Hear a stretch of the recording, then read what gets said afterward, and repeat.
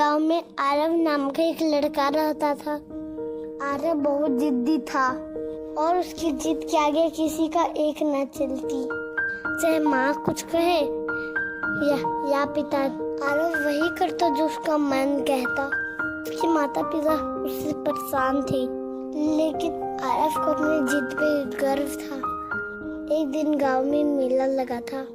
आरव ने जैसे ही सुना मेला आया है, उसने माँ से कहा, मुझे अभी मेला जाना है। माँ ने समझाया, बेटा अभी बहुत धूप है, शाम को चलेंगे, तब तक धूप भी कम हो जाएगी, तब तक भीड़ भी कम होगी। लेकिन आरव को तो अभी ही जाना था।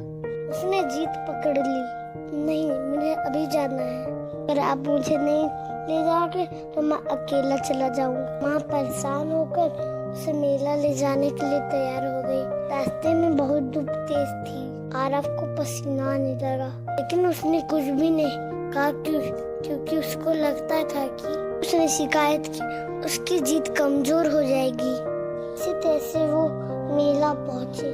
वहाँ बहुत भीड़ थी और गर्मी के कारण आरव का मन मेला देखने का नहीं रहा, लेकिन उसने किसी से कुछ नहीं कहा, चुपचाप खड़ा रहा। माँ ने कहा, बेटा तुमने अभी आने की जिद की थी, अब तुम्हें अच्छा नहीं लग रहा, वो ना हम वापस चले, शाम को आराम से आ जाएंगे। आरव चुप रहा। उसे समझ आ रहा था कि उसके जिद ने उसे परेशानी में डाल दी है, लेकिन वो अपनी जिद छोड़ने के लिए तैयार नहीं था। थोड़ी देर बाद गर्मी और भीड़ से तंग आकर आरव बेहोश हो गया। उसकी माँ घबरा गई और लोगों की मदद से उसे तुरंत पानी पिलाया गया और छांव में ले गई। जब आरव को होश आया तो उसने माँ की तरफ देखा और धीरे से बोला, माँ मुझे माफ कर दो, मेरी जिद की मदद से सब परेशान हो गए, अब से मैं कभी जिद नहीं करूँगा। माँ ने उसे गले लगाई और कहा, बेटा जिद करना गलत नहीं है, जिद वहीं करो जहाँ की उसका कोई मतलब हो। बिना सोचे समझे जिद करना तुम्हारे लिए नुकसानदायक है।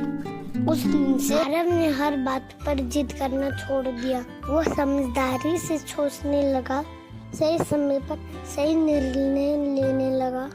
सीख, हर बार जिद करना सही नहीं होता।